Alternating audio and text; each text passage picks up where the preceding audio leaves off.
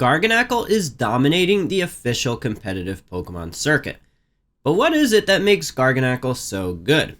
Well, in this video, we're going to take a look at why Garganacl has been having the success that it has been in both Series 1 as well as the upcoming Series 2 official Pokemon formats. Alright, let's get started and take a look at some of the tournaments that Garganacl has had these top finishes in.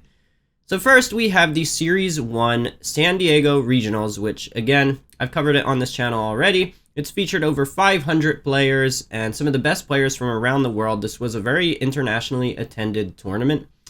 But you can see here, taking first place, Jisok Lee with Garganacl, which was a central Pokemon on his team. But it doesn't stop there. Even in the top 8, Garganacl secured another spot here. So Garganacl, very good representation, finishing first, finishing in the top 8, and it had a few more good finishes in Top Cut as well. Moving on to Series 2. Series 2 hasn't started yet. It doesn't start for another 2 weeks or so. But there have been some unofficial tournaments held online. And this is one held by Nino Pokebros, and it was very heavily attended, and it featured a lot of really good players. And it gives a little bit of an early glimpse at the Series 2 metagame, which, if you don't know, it features Paradox Pokemon. They are going to be allowed for usage starting in February. But if we take a look here at some of the top finishing teams, finishing first place in this tournament, which, by the way, had a $500 prize pool, so it wasn't like players were just playing for fun.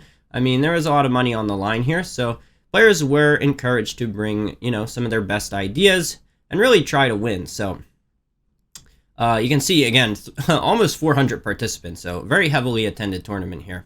But Garganacl taking home first place, and then not only that, in second place as well, Joe UX9 is an extremely strong player, one of the top players in the world, and he was also using Garganacl to finish second. So Garganacl on the top 2 teams, both of them. So Garganacl with some very strong finishes, both in Series 1, a major official event, as well as, a more unofficial event that had some prize money involved and had a lot of players, but still finishing first and second. So Garganacl clearly, one of the top Pokemon in the game and an extremely strong, supportive Pokemon. So here I've got Pikalytics up. So let's start talking about what it is that makes Garganacl so good. Well, we'll go over some of the stats and everything first, but Garganacl, very solid base HP of 100. Attack doesn't really matter too much, but 100 is also pretty decent. 130 defense, which is extremely high, so very physically bulky.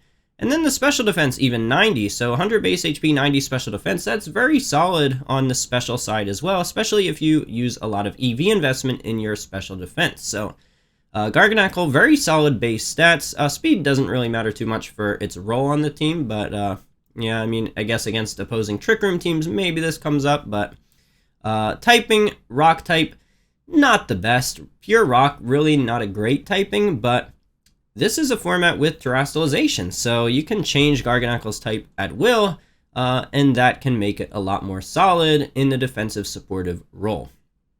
So moving on to its moves. So we've got the 4 most common being Salt Cure, Recover, Wide Guard, Protect. These 4 are kind of the standard here. If I pull up Jisok's team, where he got first place in the San Diego Regionals, you can see he's also running these same 4 moves: Salt Cure, Recover, Wide Guard, Protect. So these are kind of what's become the standard, but I'd say a number of weeks ago, you can see here, they're still being used a little bit, but Body Press at almost 40% usage and Iron Defense at 20% usage.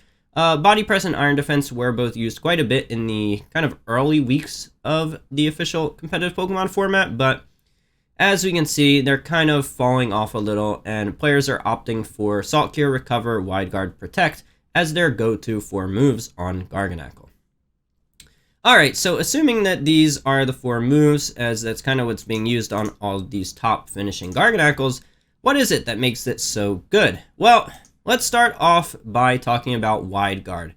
So we know how common and how good spread moves are in the official competitive Pokemon format. Moves like Earthquake, Make It Rain, Hyper Voice, Heat Wave, even Icy Wind, Rock Slide. I mean, there's so many good spread moves that having a move like Wide Guard to not only protect yourself, but protect your ally from damage is just an extremely strong supportive tactic. And as we're going to talk about as I scroll down here, there's not a whole lot of Pokemon that actually get access to Wide Guard anymore. So, just to name a few, Tropius is actually seeing some solid usage and solid finishes actually in the Japanese scene. But Tropius is an option. Gallade sees some use, not a bad Pokemon, but you got Stonejourner, and here's Garganacl. You've got Armarouge, Flamigo, Iron Valiant, Pelipper, which is surging in usage a lot recently. Hariyama's another Pokemon that gets Wide Guard that's pretty solid, but yeah, I mean, that's kind of it. So if you're looking for like a defensive, more supportive Wide Guard option, you know, there's not that many choices. So that already is going to raise Garganacl's value in the context of team building. So Wide Guard, extremely strong move that doesn't have a whole lot of distribution. So that alone makes Garganacl really good. But the thing is, if Wide Guard was all it had, where it was just kind of this Wide Guard bot, it wouldn't be used, you know, the way that it has been recently and seen the kind of success that it has the past couple of weeks. Now, overall usage only at 6% on Pokemon Showdown. It's the 27th most popular Pokemon, so there's a lot of Pokemon that are more popular, but this is something that is really surging in usage, and as we move into Series 2, it looks like this surge in usage is going to continue. So something I want to cover and talk about because this is something that I don't think is a trend that's going to go away. If anything, it's going to get stronger and continue as we head into Series 2. Alright, so moving on from Wide Guard, you know, Protect combined with Leftovers, which is by far the most common item choice, and then as well as Recover, it's able to just sit on the field for a long time. Combined with these really bulky stats, it's just so difficult to knock out, and it can just heal back any of the damage that you inflict onto it. So Protect, Recover, Leftovers, really helping out with the survivability of Garganacl. But here comes what really makes the difference, because this signature move that Garganacl gets, Salt Cure, really turns it from just being, you know, a kind of Wide Guard bot that just stalls, recovers HP, into something that actually can become a legitimate threat and inflict a whole bunch of damage on opposing teams.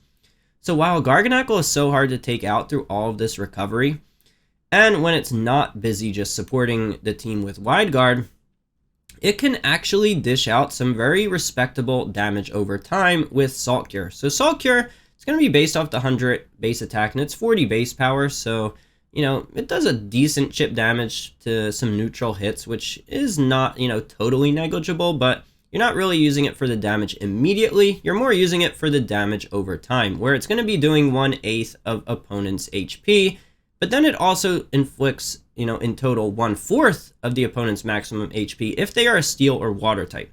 So Steel and Water are very common Terrestrial types that a lot of Pokemon will run. So you can actually catch a Terrestrialized Pokemon that isn't originally a Water or Steel type with a Salt Cure and then inflict some more damage that way. But even looking at the usage stats, Goldengo, Dondozo, two of the most popular Pokemon in the game, they both take increased damage from Salt Cure. So a Pokemon that is known defensively and going to be trained very heavily in defenses to be able to inflict such serious percentage-based damage is what makes it really strong, right? This is the kind of move we haven't really seen anything quite like it up until this point. So Salt Cure, extremely strong move on Garganacl, and that's what turns it from being just a Wide Guard bot into something that you actually have to respect as a threat that can output damage as well. Alright, and then the last thing I wanted to cover is Purifying Salt. This is the ability, the signature ability of Garganacl, and Purifying Salt is incredibly strong.